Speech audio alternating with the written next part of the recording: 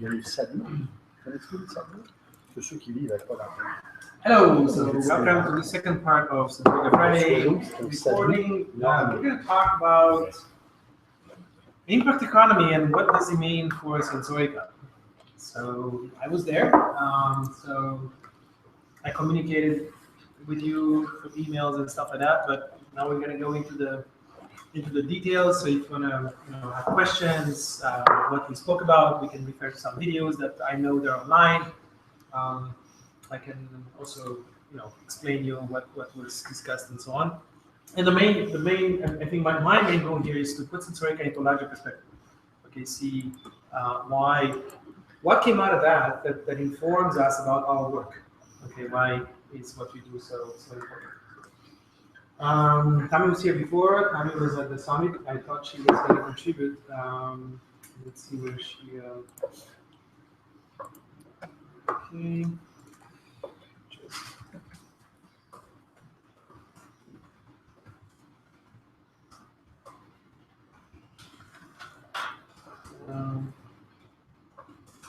Okay. So I made a presentation that I will share here. Let's see. It's just a few slides. Okay, it's not a big thing. It's here. Okay. So essentially.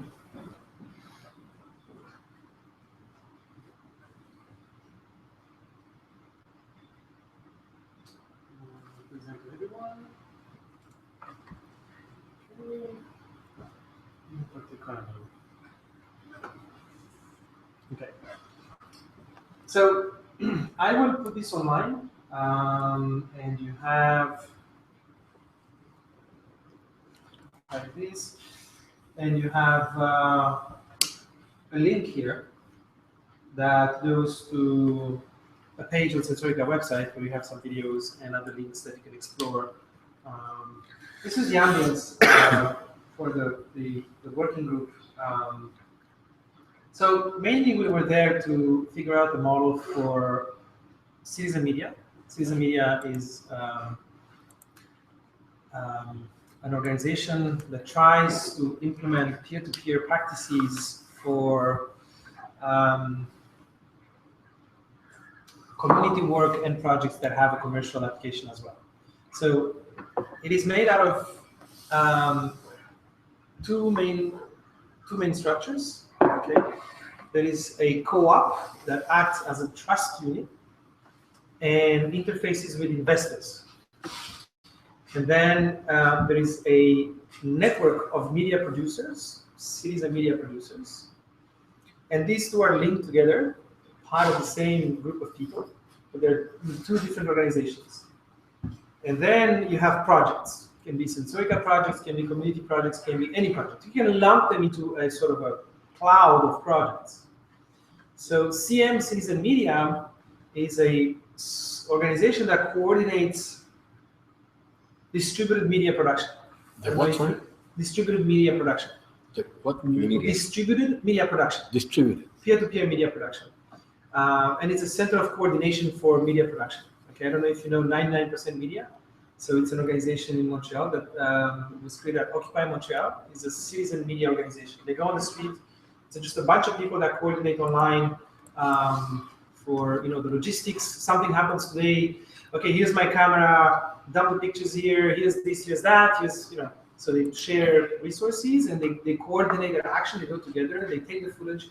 They dump the data into a central, a shared database, and then they go in and edit. They write articles, they make movies, they make documentaries.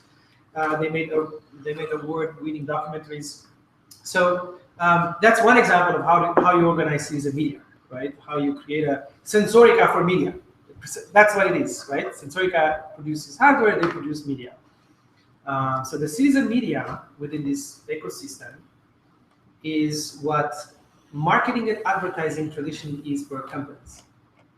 Okay, so you have projects, you have citizen media that may create buzz about the projects, bring it to the attention of investors and people, and then that financial institution there, which is a co-op, okay, acts as a funnel. They can do crowdfunding, and they can talk to investors. So they go out there and they package projects into project ecosystems, okay, that reinforce each other. They package that and they go to the investors and they say, have you heard about these projects or this project? And this is how they're linked together. Here's a risk assessment that is calculated by us. Why don't you invest in them? You see? So instead of having a company with a marketing department or outsourcing marketing to another company and doing advertising the traditional way, why don't we have people talking about projects? These people can be from projects, can be outside of projects, can be whatever, coordinate them in a very coherent way to produce this buzz, and you use that to funnel resources into projects, right? So we had to come up with a model for that. How do you set this up? Okay, and there's a bunch of people that are doing different work with alternative currencies. Michel Bounds is doing a theory. He's from an organization that is called Village Labs. Village Labs. It's more of a communitarian approach. How can we create communities that are sustainable and so on? And they have a different definition of wealth. What is wealth? And they have their own economic system that they're developing. Then you have Daniel from Kendra, which is the Sensorica of music. Essentially, it's an open boundary for music. That's me over here. You have Paul, which is a programmer, but also a systems theorist. He studies like complex dynamic systems and stuff like that. Then you have people from the co-op movement. You have Michael here, who is one of the co-founders of Open Money, which is a software online that allows you to create different currencies very easily. So I use that to reshare, and they have a simple card that allows you to hold like a portfolio, hold different currencies, and go from go to Sensorica and have access to the lab, and go to other spaces and use the same currency, or use Sensorica's 3D printer and other things. Instead of using money, use this alternative currency. And it's very easy to set up. You set one up in 2 seconds. Actually, you can set up a bunch of currencies in 2 minutes and then have the people agree to use them around. He's from Matthew. He works for Community Forge. So it's another currency portfolio software. Anyway, so Arthur Brooke here is one of the guy that influenced me the most when it comes to currencies and how resources flow in society. Anyway, it's very so this is like the composition of the room. Essentially, I have people working on different projects that are kind of elements to this model, and the whole idea there was, how can we work together? How can Sensorica inform the process? How Matthew with the currency thing, Community Forge can inform the process? And how can you take these different pieces and put them together in order to create a model that works for citizen media? Right? Anyway, so this is what we did there. And so just a short summary. I think Sensorica, the Sensorica model resonates a lot in the peer-to-peer and commons community. These are people that are there that are heavily involved with online communities, peer-to-peer, and the commons movement, right? So they're really well plugged into different online communities and locally in their own communities. So, the OVN model in Sensorica is very well received in these movements. The model also resonated with CM, the citizen media. I3 Co-op is the financial institution. So that's why it's citizen media / I3 Co-op, financial institution, and citizen media, which is the marketing wing of that. And on the way to Vancouver, I also visited Decentral Vancouver, which is a group that play with Bitcoin and Ethereum, and I went to see them. One of them, Cameron, he was part of the conference, and then I went to see them in Vancouver, and they just discovered the Sensorica model, and they said, "Wow, this is really cool," because we were struggling with our own model to hold the space, hold the community, and some people wanted to do commercialization of what we did, and we didn't know how to deal with that because in their mind it was one organization. Yeah. And when we show them that we can break this into 3 entities, you have a custodian to hold the space, you have exchange firms to commercialize whatever you want and have some agreements, and then you have the network, which is the whole community that people that come in and out do what they want. It really solved their problem. Okay, they were really trying to understand how to do that. Because they are decentralized, but they also need some entities, legal entities to interface with the market, right? and prepare to hold the space. So this is very good. This is a very good meeting with the central bank. So we're getting closer and closer together. Excuse me. Yeah. It sounds to me a different version of Sensorica. Well, they adopted the model pretty much. I mean, what you're describing, the model you're describing of citizen media, seems to be roughly well, I mean, I can see a million analogies, and I can see very easily how it would be either, I mean, one could take the shape of the other very easily. Citizen media doesn't map into Sensorica exactly, because they have this I3 the co-op, which is mainly embodies trust for the finances to come into the projects. And in a way, it solves the problem Sensorica has, because people say, how can I invest in Sensorica projects? There is no interface. Okay, and we say, well, you can just become a Sensorica affiliate, and your money is as good as my time, and as good as this guy's computer, and car, and everything else. Everything is an investment. So in Sensorica, we say we don't distinguish between money and time. People have assets, okay, skills and stuff like that. So they invest with whatever they have. If I have money, I put money. If I have time, I have time. But the model is new, so it generates a risk in people's minds. How can I trust that I'm going to get something back? Is there a bunch of people? This model is not established. So what they do, they kind of create an organization outside of this network of projects that embodies that trust. Well, we went there and we have some metrics and we evaluated these projects and they go very well. And we bundled the few projects together. So if one fails, the other one makes it. And there is some synergy between, so you know what I'm saying? So they bring analysis, metrics, evaluation. Yeah, and they have a history. That's the thing. They need a history. They have a history with the classical investments. So that's why they have insurances for their staff. Well, that's why they have the trust, right? Huh? That's why they have the trust. The co-op is something that's established already within the classical realm. Exactly. So there's the trust. It's a known interface. There's a trust there. That's why. Yeah. So it's a mutual fund kind of thing. Okay, that we want to set up. It's a co-op that can. How do you call these structures? Mutual fund? We'll get to the questions after. I have one major question. So we have the custodian, the network. The custodian holds the space. The network is where the action is, and the exchange firm is interface with the market. For them, the structure is a little bit different. They have the network of projects, but the custodian doesn't play the role of holding the space, and the assets plays the role of financial interface with investors. So there is a difference there. Okay, and I think this model will work. And the financial is channeled here from in the bottom left part. This is an exchange. So this is where products from here get sold to the market. But where does the financing come from? Well, finances come from Finances depend. Well, so each project just finds its own finance. Yes. They do crowdfunding and crowdsourcing. Yeah, essentially that's the model. Yeah. So that's the key difference. Yeah, there's a key difference. So that's the key difference.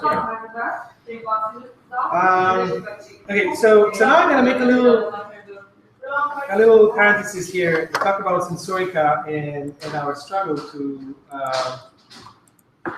what is this?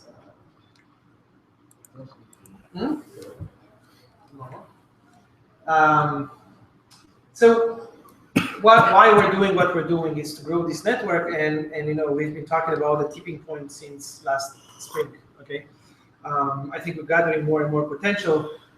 Essentially, what Sensorica needs now, it had a very good success at this summit, even though everybody knows that we're not, swimming in gold, right? Everybody knows the reality. we're transparent. We can't hide anything, so everybody knows the reality.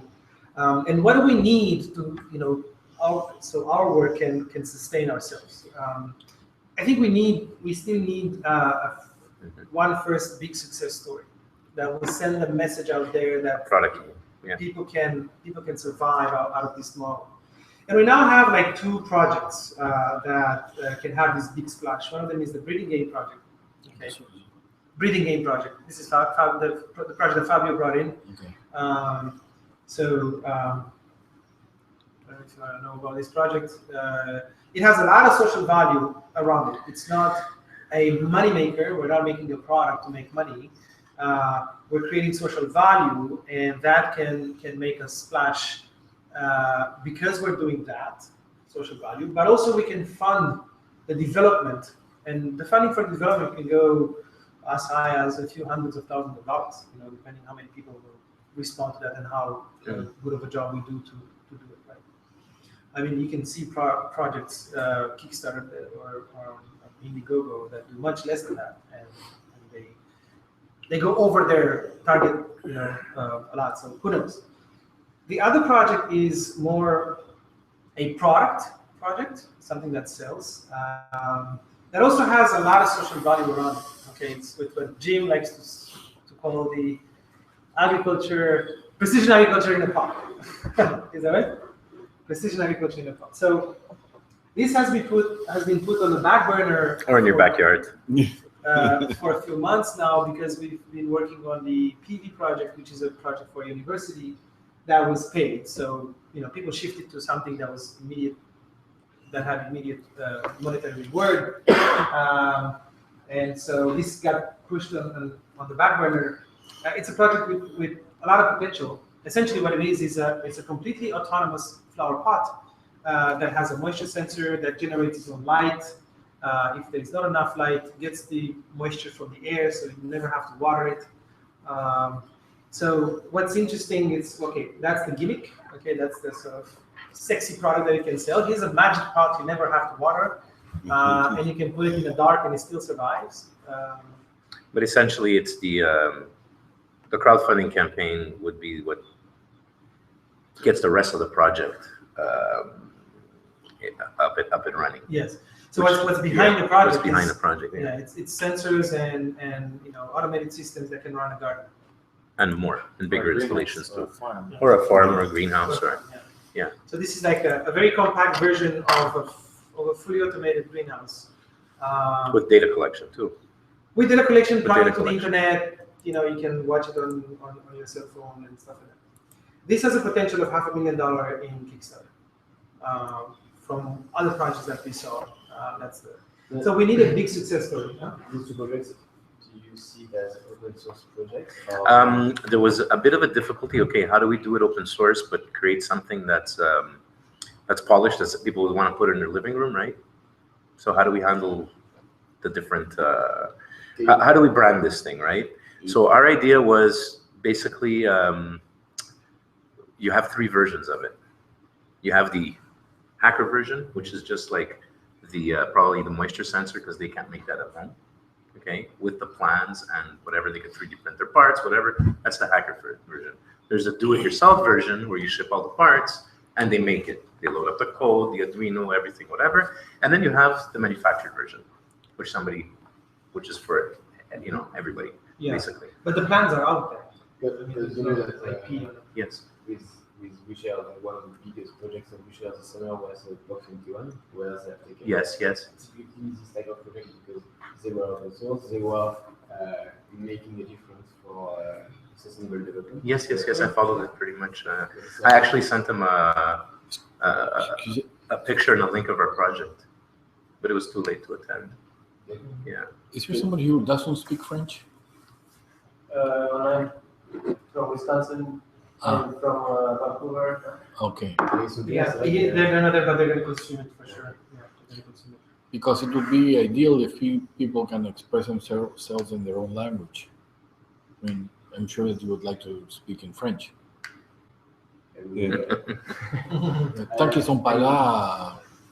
But people will consume the video after. This video goes online. Okay. Yeah, it's recorded. Okay. So, because this is surely What's funny is that we found a Fab Lab in a university in Paris that had the exact same project, and they divided it exactly the same way. We had the meeting 1 week, and then the following week they released their plans of how they want to whatever. I contacted them; they weren't very responsive. They seem to be. I don't think it's going open source, their project. Their project, yeah. I don't think it's going open source. It was just funny. But for sure, if you this is a very information for Kickstarter, or something like that. Yeah.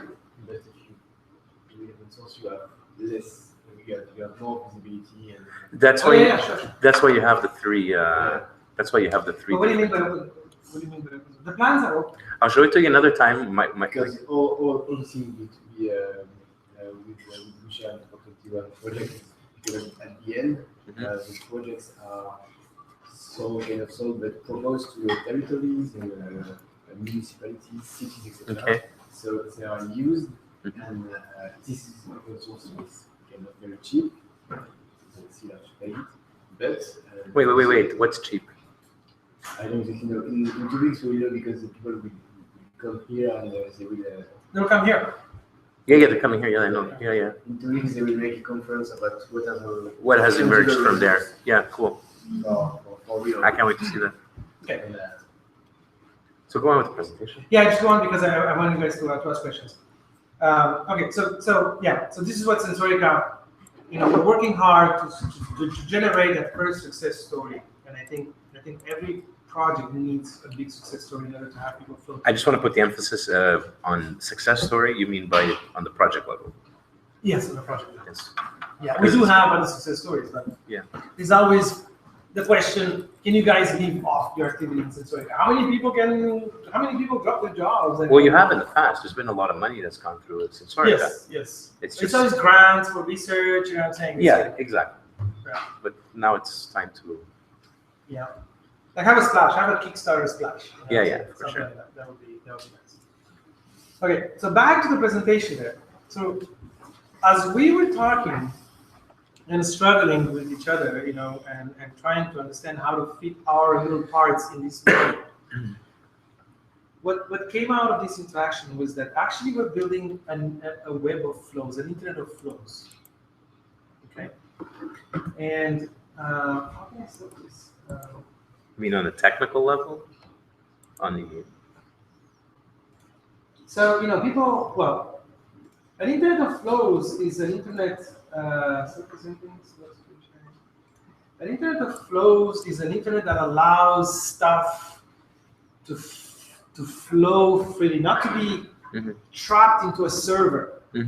Okay, so now the internet, what you do is you're looking through a browser on a website that presents data from a database that sits on that server.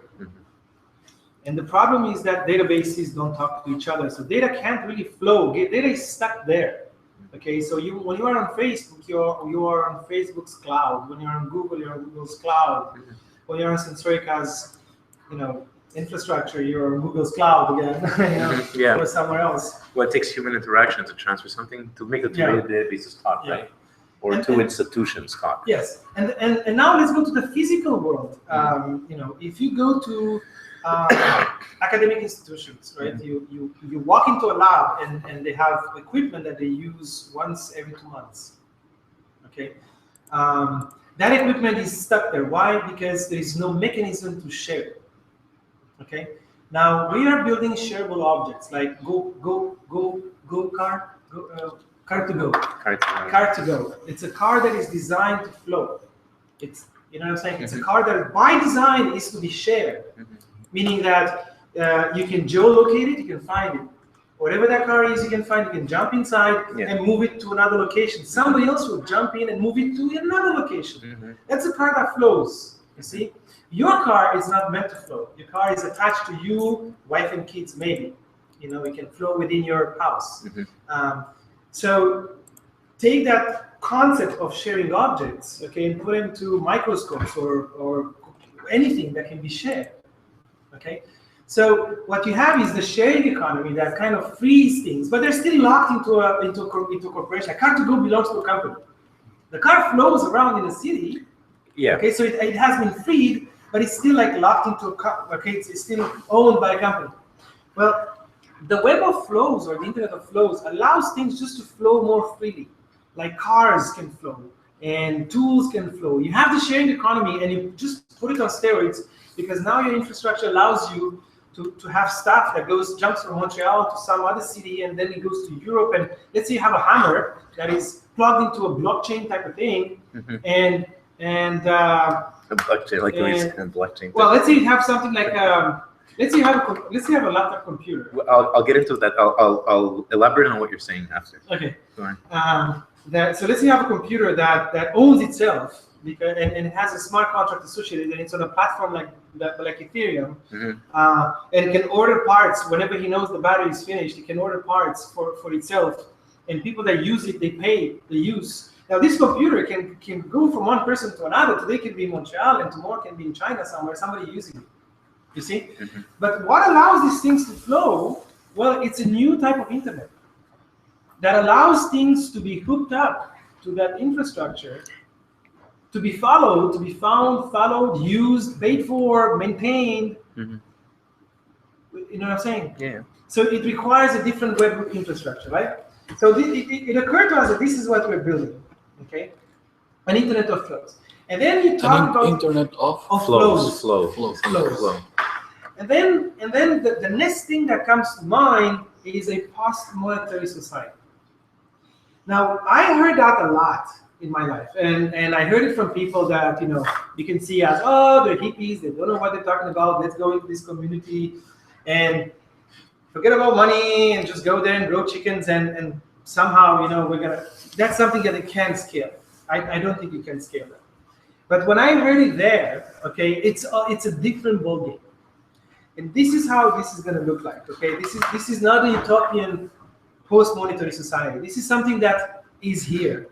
It just has to be scaled, right? Just has to be, sorry? Scaled.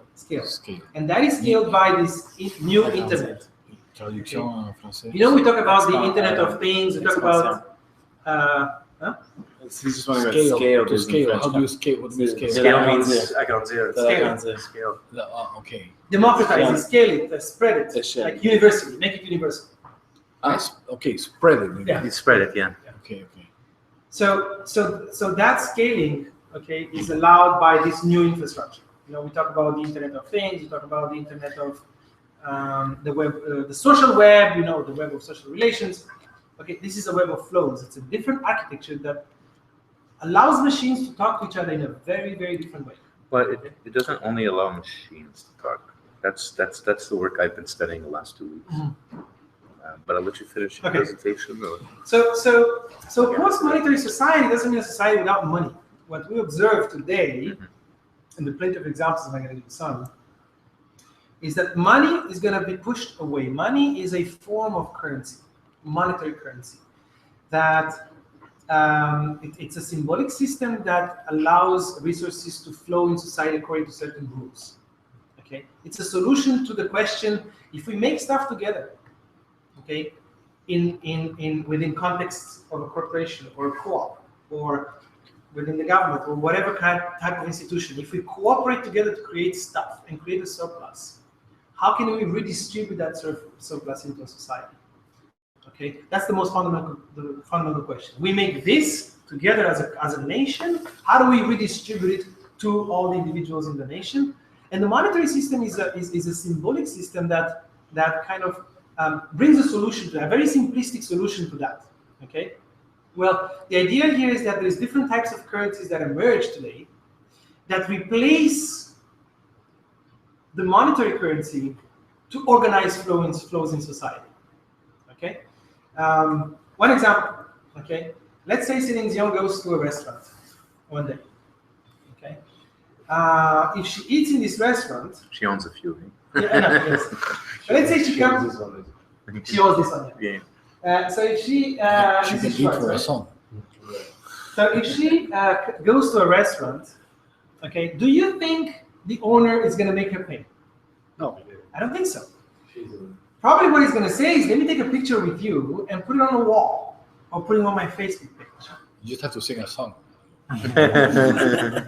So the idea here is that she has something of value, okay, that allows her to get something without giving money, okay, and that's her reputation, that's her influence. So having her picture on the wall, she's been here, it gives you a different, well, it gives the restaurant, having her picture there, it gives the restaurant a different posture, okay? It's like, oh, Celine Dion was here, right?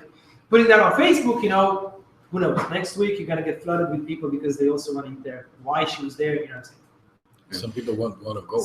So this is reputation, right? She has reputation. How come I can't use that? Why can't I use that? Okay? Because there is no infrastructure for me to be able to use it. Okay? She's able to do that because she's immediately recognized. She has so much social capital that everybody recognizes her. And she can trade her reputation for other goods. So she doesn't need money to eat. You see, she does a kind of a thing which is part of the post-monetary society, but it's only limited to a certain amount of people, okay, to be able to use that. Well, I can't go to a restaurant and ask for food, but what I can do, and what I actually did, okay, was when I go traveling, I usually post something on Facebook and I say, I'm going to go to this city, this city, this city. Is it anyone in my path that would like to give me a bed? And we'll talk about peer-to-peer and SENSORICA and the economy. Okay? And most of the time, people, they raise their hands and, yes, I'll give you a bed, I'll give you food, and I'll even give you a tour of the city, you know, because they want me to give them something in return, which is talk about SENSORICA and peer-to-peer and stuff like that. Would that be couch surfing? Well, not necessarily couchsurfing, because couchsurfing is giving, it's a gift kind of economy. This is more of a sort of a barter with people that understand the value that you can bring. Couchsurfing, you're not necessarily bringing them something. You know what I'm saying? You just offer your couch to someone else. Okay. In this case, so why does it work for me? Because these people know me. Okay?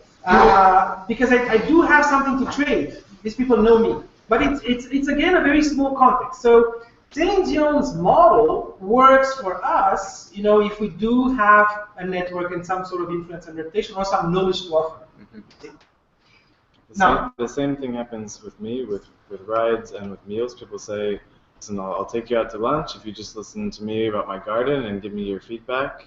I'll get a free conversation, I get a free meal out of it, or a free drive to where I'm going, as long as we can talk about permaculture along the way.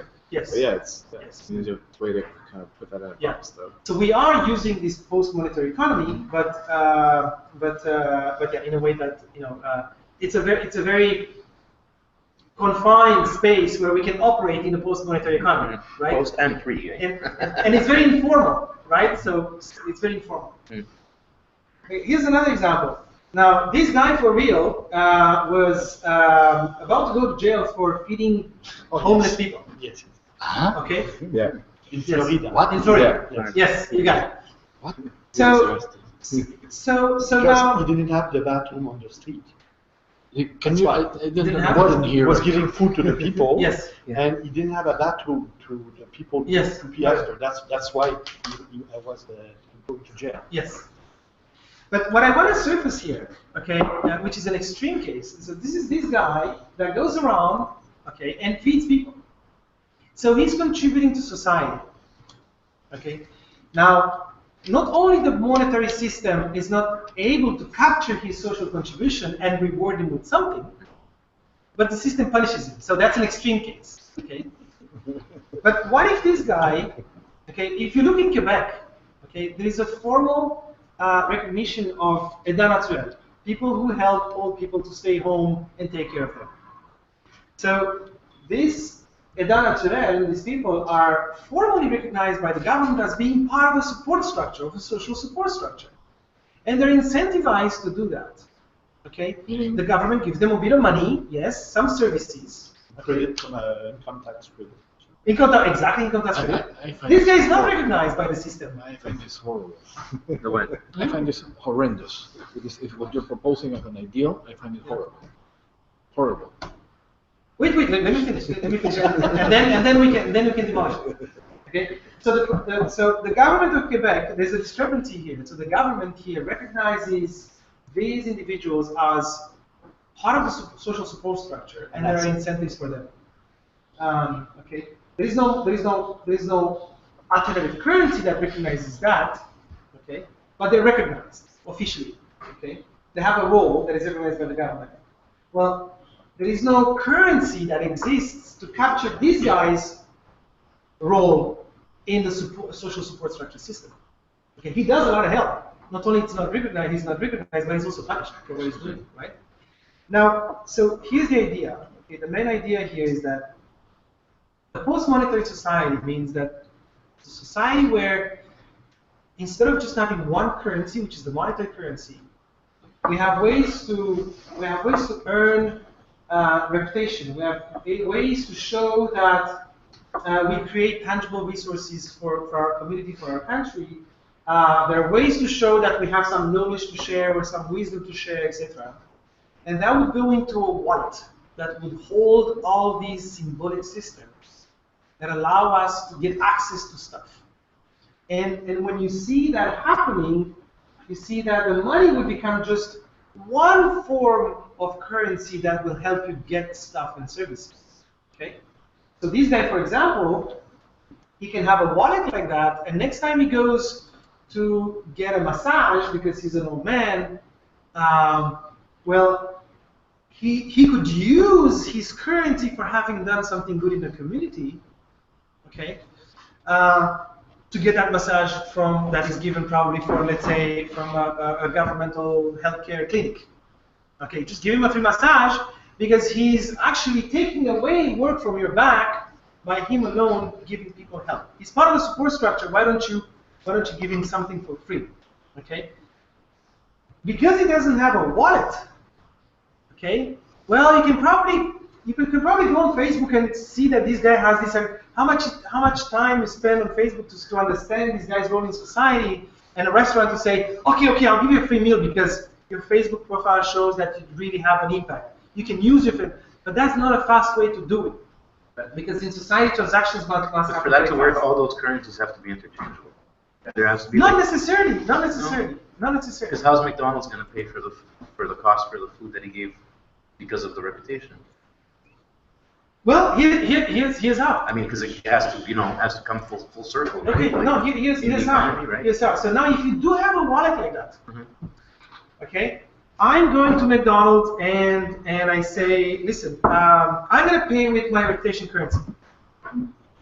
Okay, now this is an electronic wallet. I get it. Wait a second. So I go there and I say, give me the burger. They give me the burger. Once the transaction is made, what if their machine triggers a Facebook share? TB has been eaten at McDonald's. You know what I'm saying? But TB just ate at McDonald's. So it triggers an action automatically. You see what I'm saying? That's the exchange. Well, I'm just using Facebook. Everything has to be interchangeable.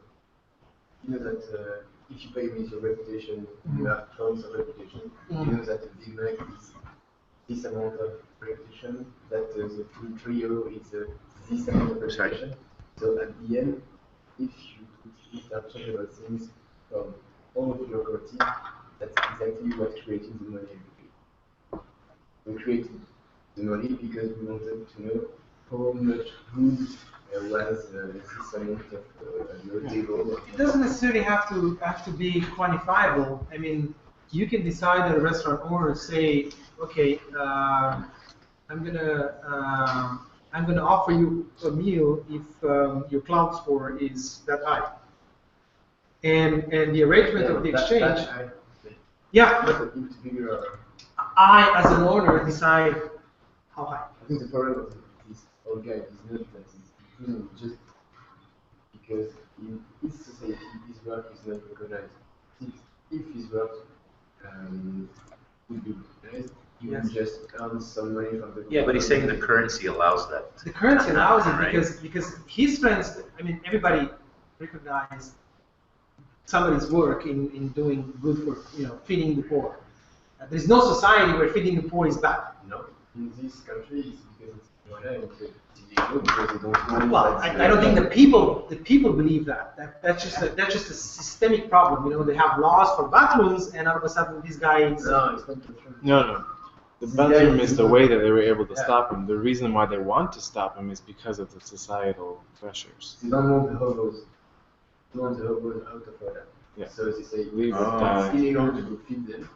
So Like feeding the pigeons, right? Don't feed the pigeons because Because they can eat all your, they can hang out. Okay. So bathroom is the only way they can legally You're stop using it. an example of a barbarian society, excuse me. For me, that's a barbarian society. To justify another semi-barbarism, okay? And excuse me, but I find it's horrible because under that system, if somebody doesn't have any points in their wallet, they can get anything. The guy who is my neighbor, who's an old man, who has concern and some of the time and some of the preoccupation of many of our neighbors, he wouldn't contribute. He wouldn't have anything to contribute. Well, now he's an old man, but during his life he was young and he did something for society. Yeah, but the thing is that like, But he will do you anything. No. This doesn't exclude support structures. I can't. The disabled will be taken care of by It- somebody. it- under any it- law. It's not that he doesn't have incentivizes. value at all. He has There's a story value. He systemic has educational value. disincentive. All people have value. You just have to have a system that recognizes all the different forms of currency. Exactly. And he has knowledge and experience value that definitely benefits fabric of society. You need something that exchanges all forms. The only thing we're saying here is that if we just have one currency, the monetary currency, that currency doesn't see a lot of flows that already happen in society. That guy feeding for people establishes a flow. Okay? There's a lot of flow. Me going and talking to people about peer-to-peer, I am outside of the monetary system. I'm not doing good. I'm not driving a big car. I don't have a big house because I am outside of the monetary system. The monetary system doesn't see the value I am already contributing to society. Okay, so if we do have a multi-currency system, the only thing we're saying is let's see, acknowledge, formalize other flows. Let's acknowledge other flows that already happen. You know what I'm saying? Yeah. That guy is helping people. He's already doing it de facto. You can't deny that. What we're just saying is there a way to allow this guy to use that Let me tell you a to story. get something from somewhere else? You know what I'm Let me tell you saying? a story, a similar thing, recognizing, Yeah. travail bénévole. I was teaching at school many years ago, and I had one of my students who was a little Polish girl, who was performed very well, and suddenly she stopped performing at school. And when I inquired a bit and I went to look what was happening, I discovered that her mother was en train de la négliger. She was sort of disregarding her because she was doing volunteer work. Because for the volunteer work, she would get the recognition that she would need in order to access other situations. Okay.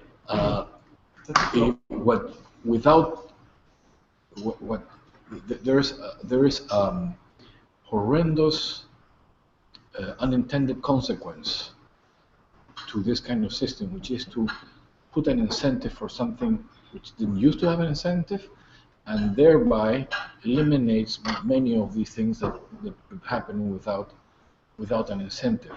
I can spend one whole day talking about situations I've been through, in which I've been very, very happy to be receiving things from people who have been absolutely they saved my life, but they saved tremendous situations. You wouldn't believe the situation. You know how we say in Spanish, Dios se lo pague. May God pay you. Okay, that's the way. That's the way. And it's, Let me just close here because that's my last slide, and then I'll open the camera for the other guys to see us. So the closing here is that what we're building for Sensorica, for operating as a network, can become a service on a web of flow, okay,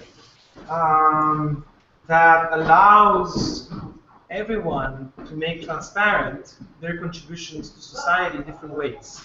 So we're building an engine here within Sensorica by capturing these contributions, by recording these contributions to projects, that is used in the context of Sensorica that one day can be generalized on a web of flows, okay, as a service to enable these wallets.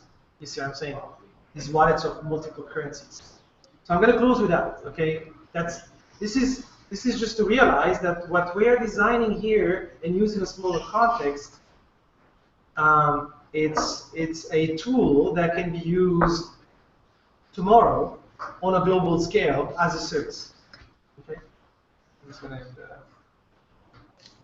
just to wrap on that, if I can mention, very interesting because one of the things that we are doing in Montreal with some of the guys, it's a still movement for basic income, and it's funny because your presentation and all the arguments that you. I don't hear you. Sorry, I don't understand you, and I don't hear you.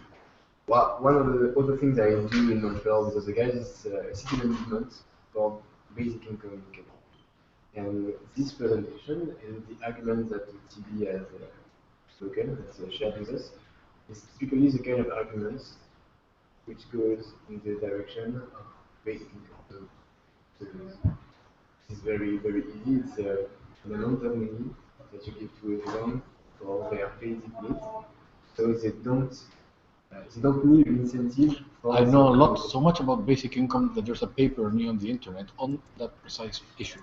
Not only that, and it's called the political graduation of basic income, how to make it move from, it's been for about 30 years already circulating, it never makes it. In Switzerland, it was just voted down a few months ago, and the reason... Down, it's in 1 year they will have a referendum about it, and the movement of basic income in the world is very... Yeah, but you see, what you don't know perhaps is that it's been around for about 30 years, and it hasn't really taken off. And there's reasons why. This is not the subject right now, okay? But it's closely tied. We're very closely. We're hovering around key issues. Another one, which is very close to your concept of an alternative currency. It's not just my concept. This is what emerged talking to these people. It's the Internet of Flows, and where Sensorica fits into this whole. There is I can put you in touch with a guy who is promoting for quite a while local currency systems. Yes. Which has the advantage of not disincentivizing gift. It's the kind of thing that indeed, as you say, would be powerfully potential. It would be powerfully have a potential. No, given a impetus. boost, given an impetus by the basic income concept is essentially it's essentially a fiscal question. Okay, a fiscal mechanism. This is why I was talking about the macroeconomics. All of these things become tied in when a different macroeconomic framework is put in place to replace today's. Okay, I'm not going to go into that because I've been working on this for many years. I've just finished a paper. The name of the paper I'm finishing is called Non-Commodity Goods. Okay, it's precisely the alternative to commodities, which are the money, but including their extension in the form of barter. Those are very, very limited. Barter is a very limited form. Barter pertains to a principle called reciprocity. Yes. And reciprocity is a variant of exchange. Exchange is money. And the alternative to barter, or a different structure that we would like to see generalized or strengthened, is actually that dynamic of gift and counter-gift. But the thing about gift and counter-gift, by definition, they are one-way flows. It goes from me to you, from you to him, and it doesn't necessarily could come back one day. It's sort of a karma thing, right? It could come back or come back. In Spanish, we say, Dios se lo pague. Let God pay you, okay? Yeah. And it could also happen that, a few years later, I have a story. This is going to happen in the next few days, actually. I know a person in Lima But that's an anecdote. I mean, an anecdote, but can we run a country based on these principles? You know. Well, as you correctly said, this is not to replace the monetary economy, but it's something that should be given its space. And that kind of space can happen in people's free time. And that kind of free time is has to be potentiated by a basic income system. But the basic income system that's been around for 30 years and it still doesn't take off has to be formulated in a certain way. What both the basic income system concept and your concept have in common is that, like many other extremely interesting things, they are hovering around very important and crucial ideas, which are going to be central in the next system, the next paradigm. There's actually a group of people in the States already developing the so-called next system. I mean, ils ont allumé, enfin, it dawned on them that we need a systemic change. There's very important people involved in it.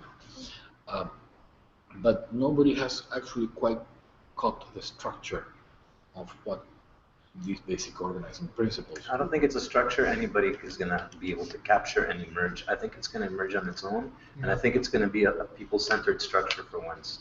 I think capitalism will slowly rupture into a little shell to handle certain types of activities, certain type of institutions, and I think that it's going to be a people-centered economy for the next 50 years. That's the myth of the bottom-up thing. Let me tell you one thing. In every society, you're going to have government, or you're going to have fiscal systems, and those fiscal systems are either going to encourage or discourage certain types of activities.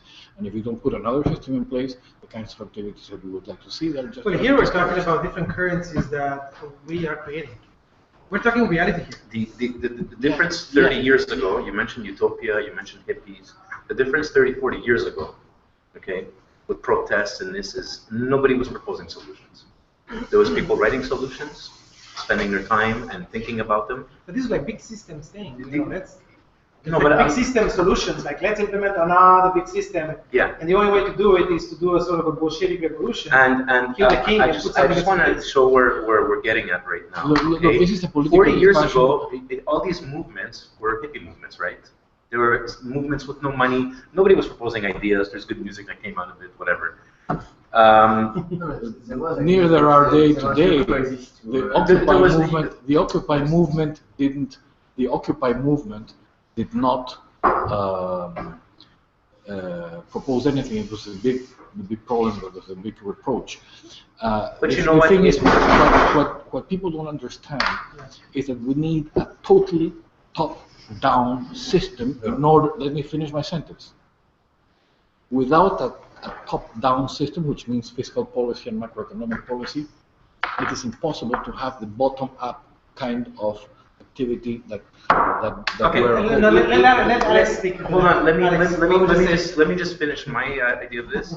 The problem with your thing is corruption, and everything else that comes with that type of structure. You're talking about something you don't know about, because precisely one of the issues that I'm aiming at is to eliminate the possibilities of corruption. Okay, because I'm not going to go into it. It will take an entire day. I'll just finish what I had to say before. I think the first big revolution movement that showed that they actually could make a difference is Bitcoin. Because Bitcoin allowed the movement of money at the bottom, okay, and the people involved were making money from it, right? Yeah. The miners, the this, the that, you know. And I think that, as crazy as it may sound, the blockchain is going to enable a lot of digital autonomous organizations, programmable digital autonomous organizations. So it's going to be top down, like you're saying, but there won't be people at the top. There'll be structures that are completely transparent, that people programmed, and everybody could see what the structure is, what the structure is doing. Everybody could see it. Well, people are not going to see what's happening in their bedroom. I hope so. No, but I'm not. It's accessible. I'm not saying it's not hidden. Let's say it's not I'm hidden. saying it's not hidden. I'm saying you're creating institutions now. Okay. Okay. Okay. Institutions that are democratically controlled by people to provide that structure, that trust. Look, this kind of situation. Okay. Let me just mention something. Okay. I'm crazy. I've been in a very similar discussion about 30 years ago. Wow, 30 years I'm sure it was not a similar discussion 30 years ago. Was because very, the tools very, were not there. Very, very similar. It's a question of the spirit that informs our analysis. Okay? And you have this myth in North America that things are bottom up. And if they're not bottom up, they're no good. Because hierarchy, structure, horrible things. No. What I'm trying to mention, okay, trying to point out, and the reason I eventually ended up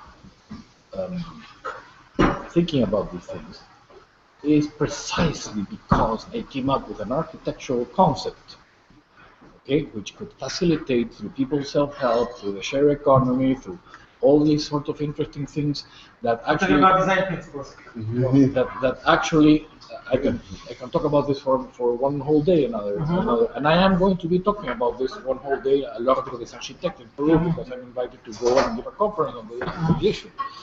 But anyways, and the reason I had to start questioning this, and this is something that to which we arrived at the conclusion.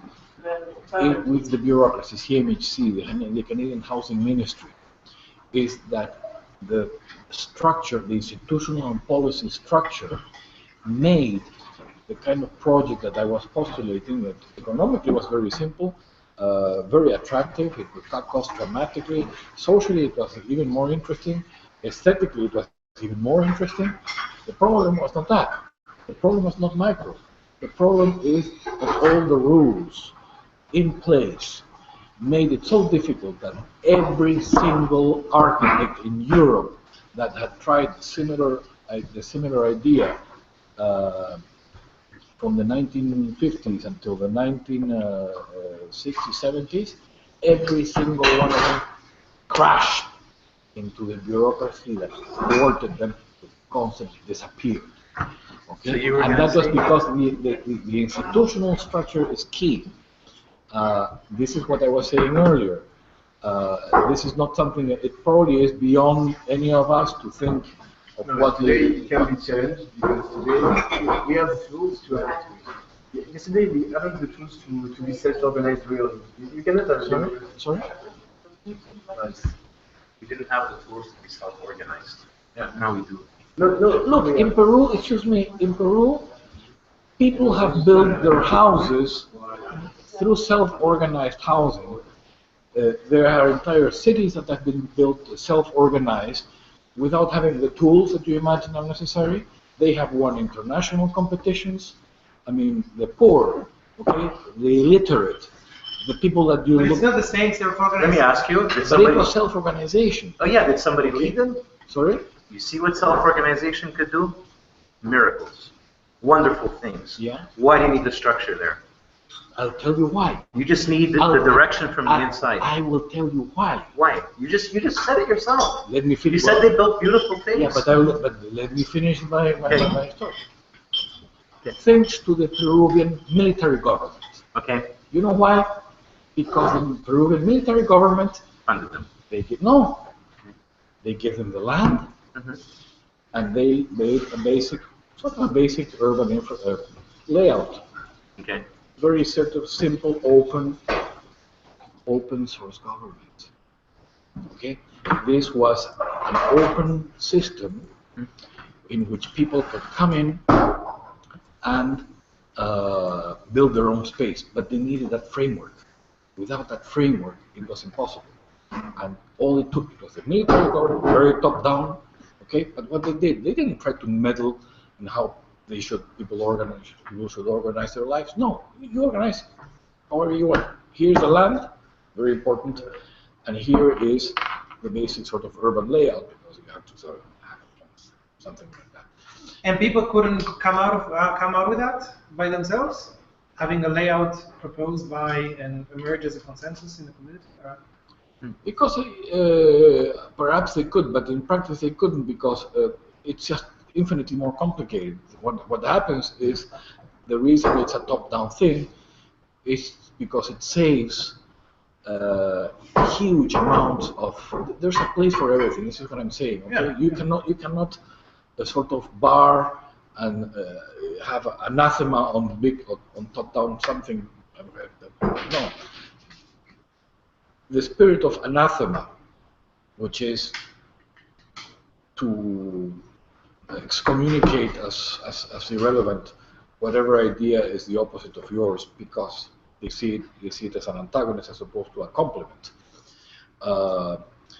That's the reason the basic income hasn't taken off. It's the reason why there's a lot of other things. I can make a long list. I also have a paper. Sorry? It's taken up in 3 years.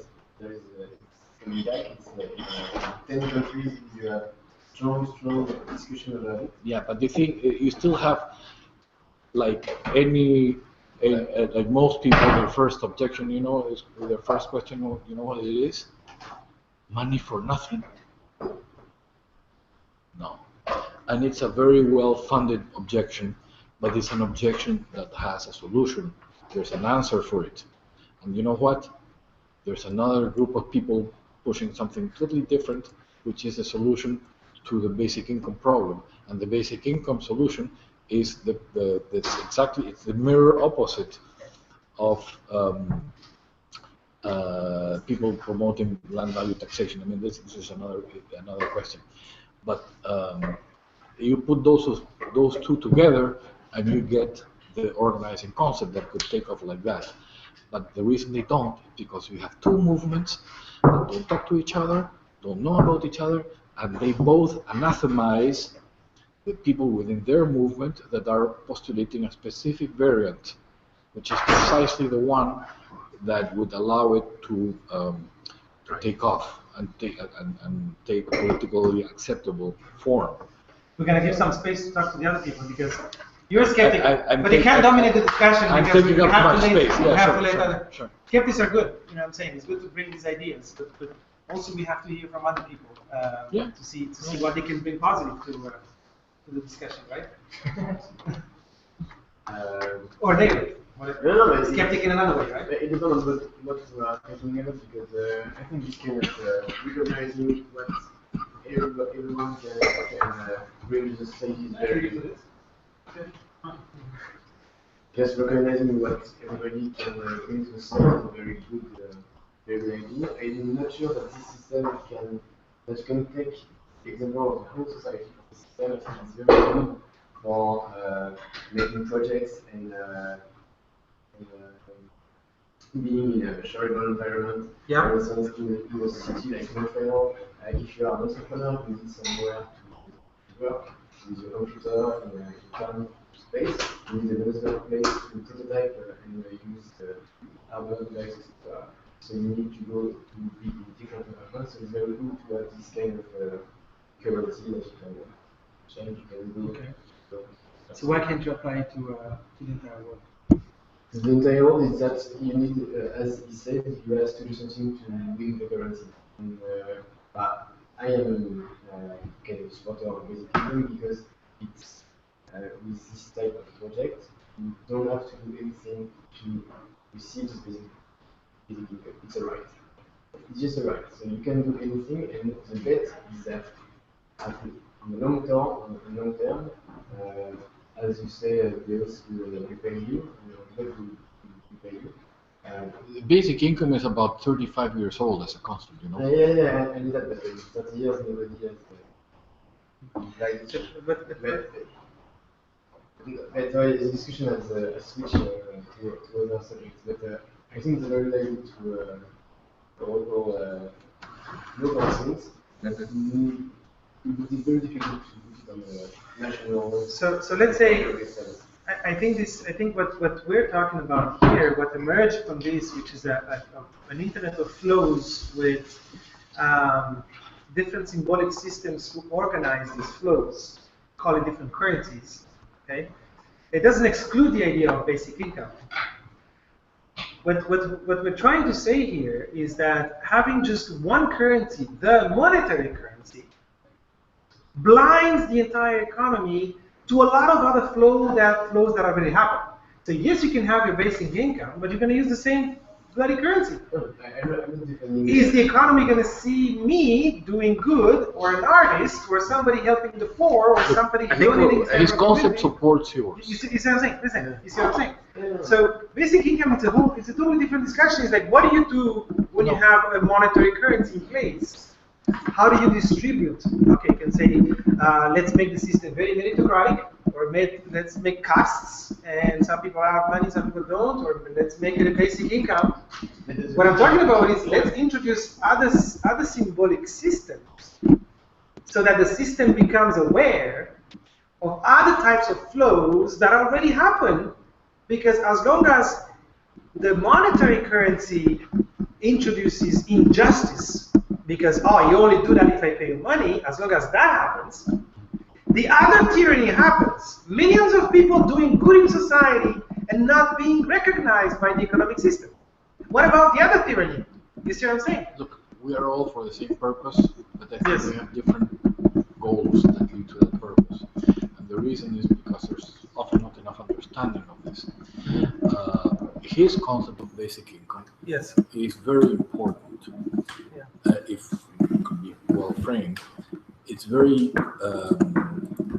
I think it will be very decisive to potentiate, or actually to repotentiate, the gift-counter-gift economy that takes place in people's free times and leisure. But I might not want to live at basic income. What if I do tremendous amount of good in society?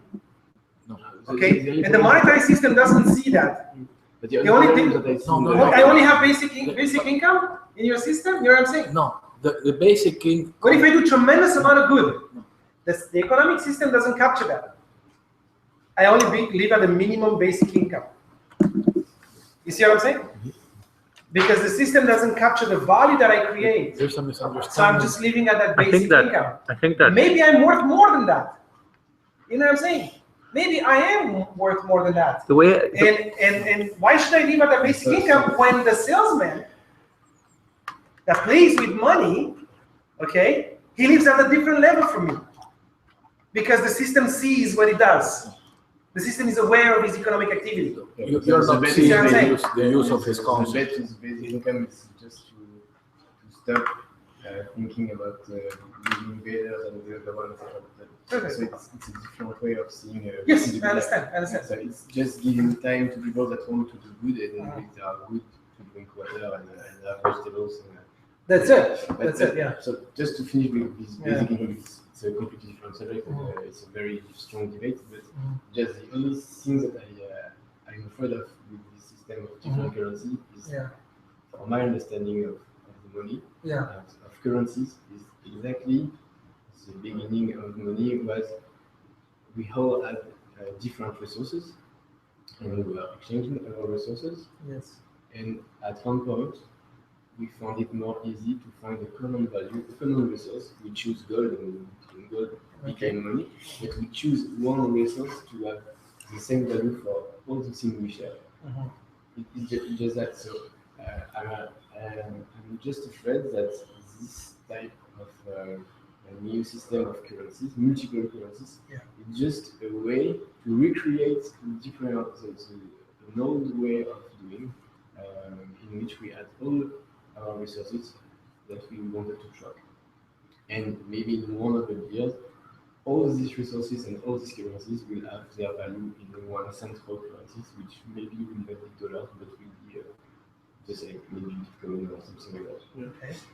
What I see, so it's that at the local point, what is important is that the common currency is not centralized at a too large level that it's blinded, and it cannot see at the local level what is good and what everybody does. I'm okay with that. But there's a lot of assumptions here, because first assumption is that there will be a central currency in which every other currency will be denominated. And I think there's another assumption that we have, is that currencies are going to be working the same. So monetary currency is a symbolic system that organizes flow that has some properties which are characteristic to it, which is we try to quantify what we exchange. So we try to give a number to this plate, and I give you this plate, and you give me something of equivalent value that we agree on, which is a certain number of coins. So the plate flows one way, the money flows the other way. That's how the flow is arranged by this monetary currency. Other symbolic systems, they function completely differently. Okay, I can't give you my reputation, and you can take my reputation and sell it to someone else. My reputation is mine. It's a currency that doesn't behave like monetary currency. And there are other currencies that behave in a very strange way. You see what I'm saying? Well, these are things that have already started established, like we talked about, right? For example, the alternative to money is gratitude. What is it? So here's another currency, right? It's my capacity to transfer knowledge to you. Okay? It behaves completely different in the currency. If I give you my knowledge, I don't have less knowledge. I can give it to him, to everybody else. Okay? If I give you $1, I have $1 less. So what I'm trying to say here is that we're talking about currencies. We're not talking about dollars, euros, and yens. We're talking about completely different symbolic systems that are able to organize flows in society, that function differently, that might not have an equivalent between them. You see what I'm saying? Because they don't behave in the same way. You see? I have knowledge and wisdom. If I give some to you, I don't have less. It doesn't behave like money. No, but you can transfer that to some other guy. Oh, so there's a transfer kind of property to it. But I can't transfer you my reputation. You know? Can I interrupt for a second? Yeah. Jim, you're playing with the mic, and it's making a lot of sound. Sorry. Why are you playing with the mic, Jim? Just letting you know. So much passion in the room. Love it. Tom, you have anything to add to that? TV. You don't see. Wait, let me see. Well, no, okay. Well, I think that we are in a time where we understand value differently. And of course, the work that SENSORICA is doing in tracking value differently is very powerful. As far as, I like what Tibby's talking about knowledge and about how, I think that's going to be a really interesting place where we see a different kind of value emerging. And the Canadian Academy for the Knowledge Economy, I think, has a really important set of discoveries and explorations into how the value of knowledge and wisdom can be in service in different ways and create different flows of value. So those are some of the things that I would put on the table and talking about. Do you think that knowledge has to have a value? Because one of the very powerful things about open source, for instance, is that the community work together and create something that couldn't be achieved by Yes, it's not the knowledge. It's not the knowledge that it's exactly. It's the sharing of your knowledge that has value, right? It's not, if it's in your head, it doesn't mean anything to society. Okay, fair enough. But when you share knowledge, when you share your work, and when you do it freely, whether it should get you a free hamburger, I don't know about that. I haven't processed no, that. No, what is cool today is that we see that within this community, completely freely and without thinking about the free burger, we do very good things. And if we are looking for an incentive, if we are looking to earn points because we participate to a project, because we share our knowledge, I think it twists completely. There's proven scientific research saying that when you do physical work for money, you perform better. Okay, when you do mental work for money, you don't perform better. Okay, that's 100% proven fact. But what about the ones involved that have to support families, that have to support children, and that have to support ourselves? What are we going to do? How are we going to continue these movements without starving ourselves? And give them a basic income. That's why it's related. It's because basically there is no incentive with that. We give them money for them to support their family, to create no stress, to have a home, no stress to feed them, etc. And the only thing is that you don't put an incentive for the work of sharing, because you said it. If you work, if you do mental work for paying your shelter, for paying your food, you work less efficiently. Well, there's two different things now. You're saying sharing, but what about the architects of that sharing, which is like people like you and your group and people like SENSORICA in our group that are putting the structure. That's not, I mean, it's, you understand that we're in it, but we're the ones that are making these movements, that are progressing these movements. But somebody produced, you know what I'm saying? We're producing these movements, right? No, I mean, we're what he's developing. trying to, if I can try to defend his idea, because there is a very important thing about basic income. What you guys don't understand is that basic income, if properly framed, because that's the only way it can actually become generally accepted. First, it would not cover all of our necessities, because people who are lazy don't want to contribute anything, and believe me, there's a lot of profiteers. I haven't read about. I never read about. I never heard about that. It would very society would very probably collapse. But there is a I'm not going to go into the details, but there is a space within which basic income can be actually framed. It will not cover all of our needs, but it would free us to a significant degree from having to work for money. Because a lot of the work that we do for money now goes to pay what is normally called economic rent. That's the money that's extracted by the people who profit through all sorts of different systems. Okay. Now, redistributing rent, which is a form of basic income, would liberate everybody a certain amount of time and effort in which the gift economy, if you want to call it one way, some way, could flourish. So what he's saying goes very much toward the support of the alternative to the money economy. What your concept of alternative non-monetary currency, the very concept of currency, there is such a thing already, more or less. They're local currencies, and there are some of them actually working in many places in New York and so other places. They function like money. They function. It's just the same symbolic system. Yeah, it's a system of exchange that one thing flows that way and the other one flows this way. No, it's just call it whatever you want. No, it's not like that. It's like this. Yeah, it's not like this. It's like this. But even better than this, okay, is what I'm trying to underscore is the importance of the gift economy. And this is what I mentioned at the beginning. Gift and counter gift are very different from barter. Whatever form of barter or whatever form of alternative currency. And if here in North America, it's so eroded that it's virtually inexistent. But in North America, it still is very, very frequent. And if you see both the economic impact and the use and all of to what extent gift and counter gift, it doesn't have a name. People do it without realizing that they're doing it.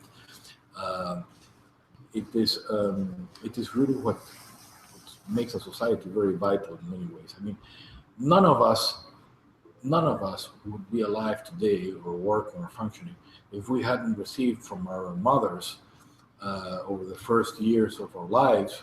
It was a one-way economic transfer. It was completely pure gift. We were dependent, yes. If our mothers had taken a loan on our name to pay themselves a salary, we would be in the money economy. Okay, nowadays it sounds horrendous, but this is not happening at the individual level, but it is happening collectively.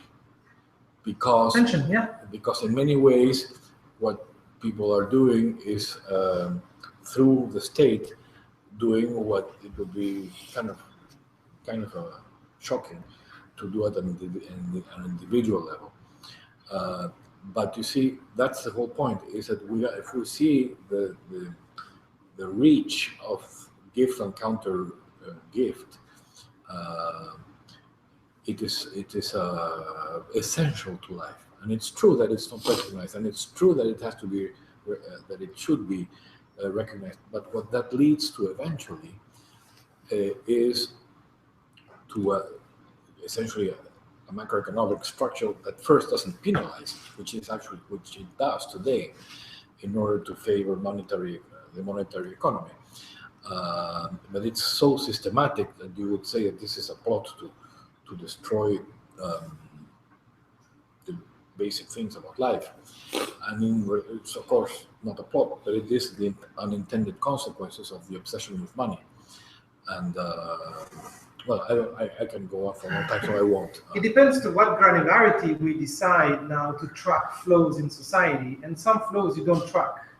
Okay, so I'm going to use Arthur's ideas here. If things work, don't try to fix them. You know what I'm saying? So if there's already a flow established, if people wash the dishes here in the kitchen every day and there is no mess, it works. Okay. If it doesn't work, then we might find a way to sort of capture who's contributing more dishes. And that person, maybe we can call him to say, hey, why don't you wash at least twice a week? You see what I'm saying? So, because in that sense, the flow doesn't work and it frustrates some people. So what I'm trying to say is that we're not, if we are building an internet of flows, there is no doubt about that. Okay, that infrastructure is emerging. There's an internet which allows the flow of information, the flow of resources of all sorts. Okay, so we will be able to track flows. The question is, how many flows will we track, and why will we track flows? Okay. Well, we track them for different reasons, right? So Arthur would say here, if you see a blockage somewhere, try to analyze the flows, see what's not working, and then establish a currency, which is a symbolic system that redirects the flow. Okay, but if it works, it works. Okay, so we're not talking about tracking everything. I'm moving this here, and we're gonna track it, and I give, we go outside to smoke a cigarette, and I give him a cigarette, and I put that into a notebook. I think that was on the P2P Foundation blog. One of Michelle Bound's posts about the OVN. Somebody responded, so what? If somebody just does one tweet about a project, let's say, is that a contribution? If somebody sees a Sensorica project, okay, yeah, and says, "Oh, I'll retweet that," is that a contribution? That was in Caroline's system, that's a contribution. What's that? In Caroline's system, that's a contribution. No, but I mean somebody, let's say, not if somebody tweets. Yeah, that's a contribution, fine. Somebody goes on a Twitter account and tweets, right? What if somebody outside the system retweets? Is that considered a contribution? Yeah. Well, that might be connected to the original tweet, right? Well, that's what a retweet is, right? Because that's and that's pulling in the. I mean, I guess that's a gift, right? Like somebody, it's a gift. That's considered in an economic sense. Because today, when you tweet, when you like something on Facebook, you create value. Exactly. And this value. Exactly. Yes. I may put a qualifier on that, and I'm going to quote you on that. Yeah. It all depends on the content. Oh yeah, for sure. If it's a good tweet, for sure. If it's not a good tweet, there's zero value. For sure. So I guess one question I would put to the group is: does a gift then have no value? Like, is it? What I'm hearing is that a gift is perhaps something that shouldn't be considered having value, but it actually does have value. So I mean, I think we had the discussion outside a few months ago when we were talking with some guy that visited the lab about a YouTube that incentivizes good deeds. Remember that? Yep. And that's the first argument that comes up. If you incentivize it, it's not a gift anymore. But if you incentivize it and a community decides to take that on and start helping each other, then you have value in society. And I just don't want to rule out that that's value. That's of course it's a value, and that's how society should function. When people do good deeds, people do good deeds back. There's a reciprocity there. But to, I mean, incentivize it with money. I'm not suggesting it should be. I'm just suggesting that it's part of the types of values that we should consider, because those kinds of values, that's what creates movements. That's what allows people to feel appreciated, feel like a community, feel like a family, feel like we're all together in this.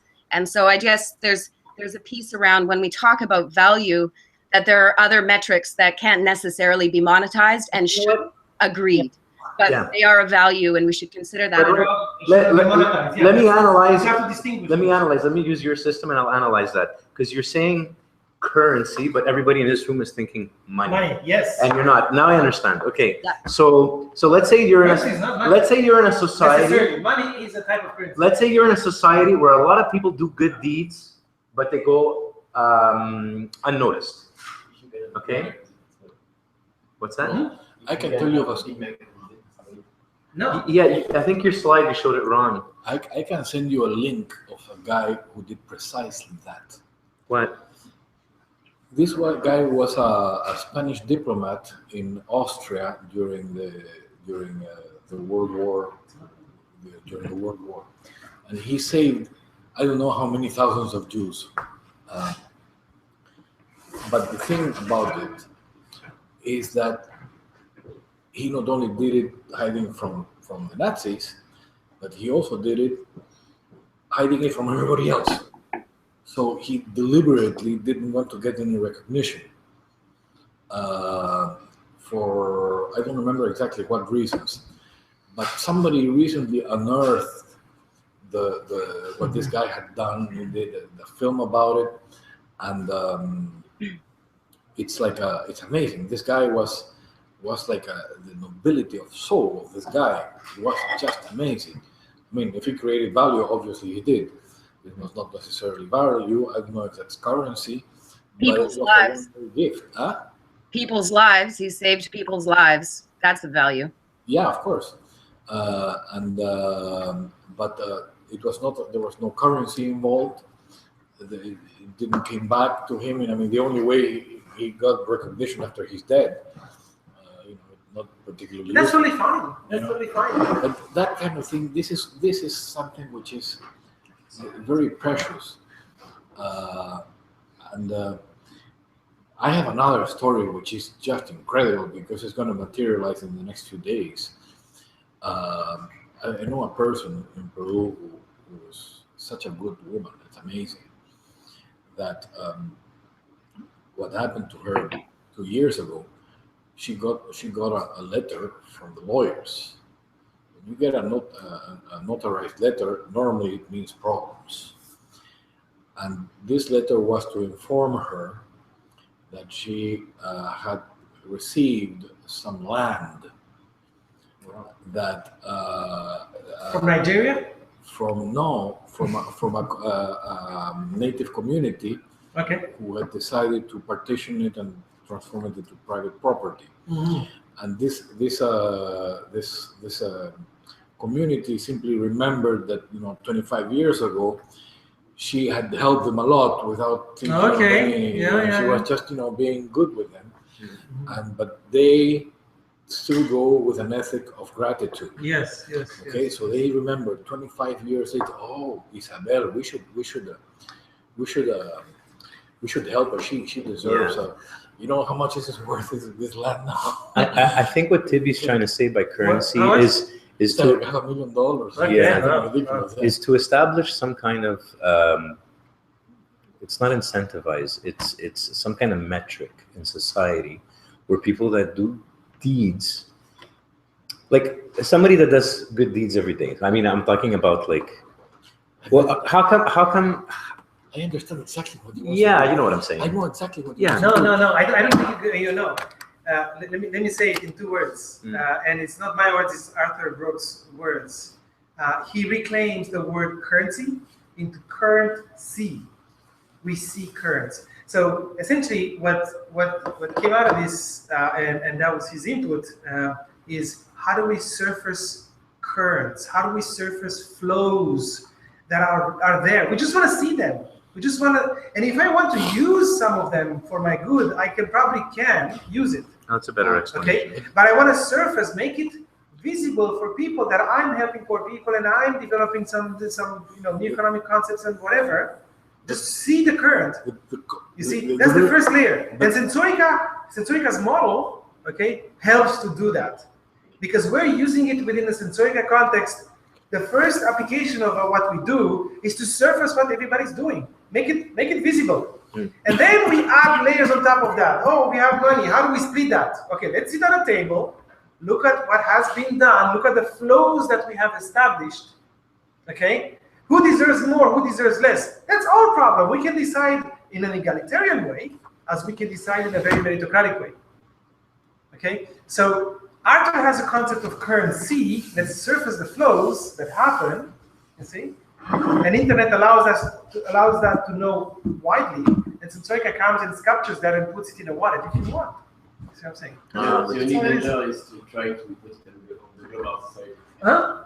The only danger is to try to the global society on everything. Well, there's cryptocurrency that's come out that's tried to capture some of those things, right?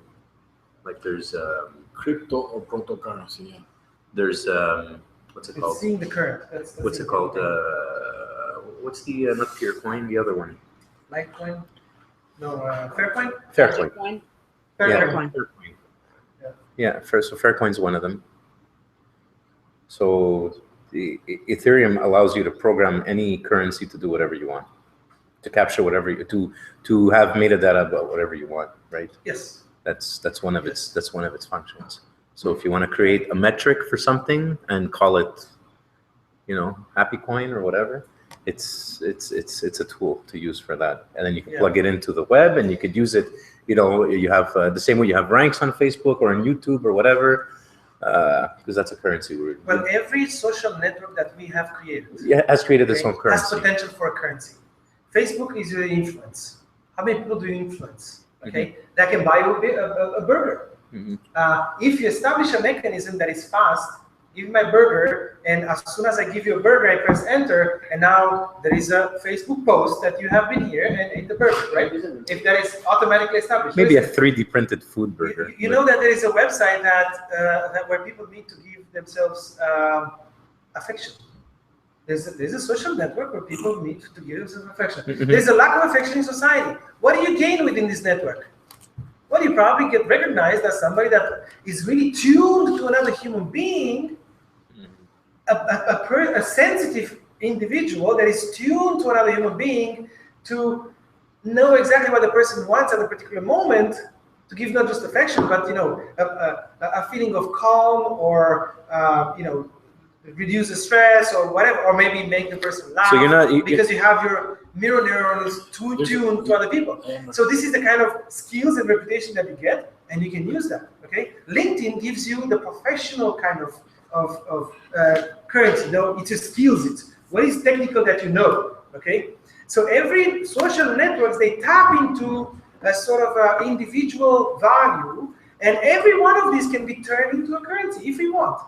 You see what I'm saying? Social capital, sensitivity as a human being, as we attuned to other human beings, and so on. You see? So you're saying you want to transfer between institutions with this currency, right?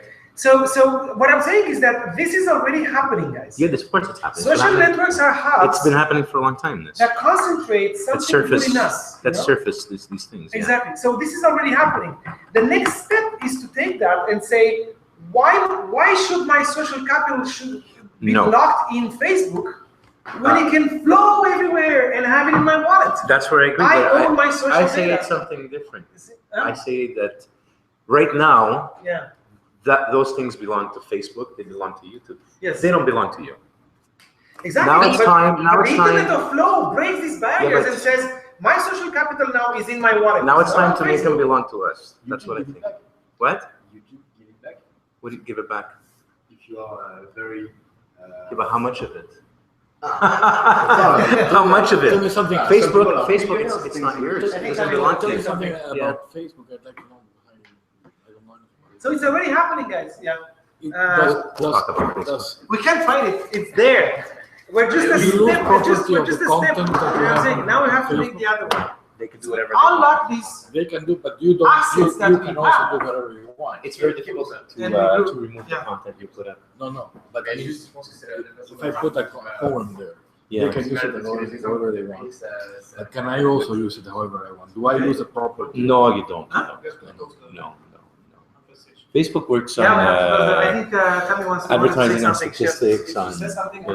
Google works on. Yes. Hey, what's up, Tam? Now you said that that Facebook owns your social capital, but that's not at all true, because the social capital that you have is it's between humans, like actual social capital. Well, yes, you have the framework, and there's a problem there with how they have their business model, but our reputation can't be traded. You know what I mean? This is like, I believe if you send me a link, it doesn't really have so much to do with Facebook. I'm going to read it because you sent it to me, and that's social capital, right? Okay, I used the wrong word there.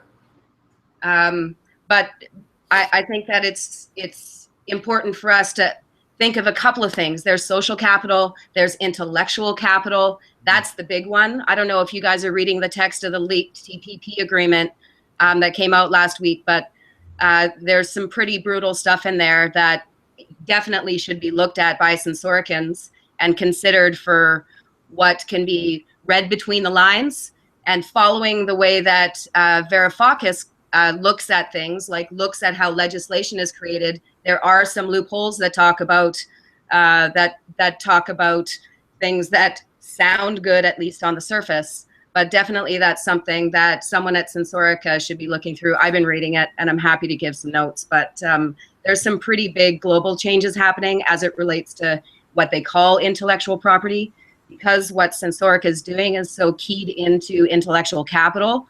I think that we should definitely be looking into those changes at a global level, as those changes are happening on the macro level. And I'm interested to see as far as how Cake continues to develop, how we're able to capture value flows through consulting and various ways to be able to bring revenue into specific affiliates that are providing intellectual property or intellectual capital to new people. Like, I think that's something that's really important for us to think into and find various ways to do that. Obviously, I'm passionate about creating media that creates understanding around ideas, and I think that that's one of the ways that we can get information out there in a way that's engageable and start to share some of that knowledge, wisdom, and what we have to offer. Things to think about. Thanks, Tammy. You're welcome. It's a big opportunity, and it's a critically important time to be able to be thinking of these things. And I think in particular with the global change and the people that are kind of at the helm right now, as well as the massive change that's happening at the level of the populace and thinkers like everyone in this room and who are at the impact economy and beyond this room, the more that we can be sharing what we do together, the better. Yeah. Anyway, so yeah, thank you very much. I think we can close this debate. I think we all have an idea about the good Sensorica will do in the world, or the evil Sensorica will do in the world. At least we have an idea where our work can be scaled to something bigger, and the debate is that good or bad, can continue. At least it gives us an idea of what we're doing and how that fits into the new development of the internet, right? And there's always ethical issues, like with the atomic bomb, we can cure cancer with nuclear, elements, and we can kill people with nuclear elements. So I'll just add that it's always this ethical. Whoever wants to see get a glimpse of what the new internet's going to look like, we have a meetup tomorrow about Ethereum. So it's a local meetup about enthusiasts in the area that I exchanged. Actually, I talked to somebody today for about 20 minutes who's coming tomorrow, and he's already he helped. He was part of the developing team. Yeah. and he's putting us in touch with the team on Monday. Okay. Yeah. Okay. So there's potential for a partnership there. Great. Yeah, he saw the value right away, and yeah.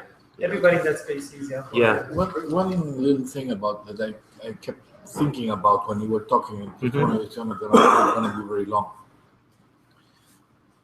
The independence of Peru and Latin American countries and the United States too was very illustrative of what a new paradigm, passage to a new paradigm involves.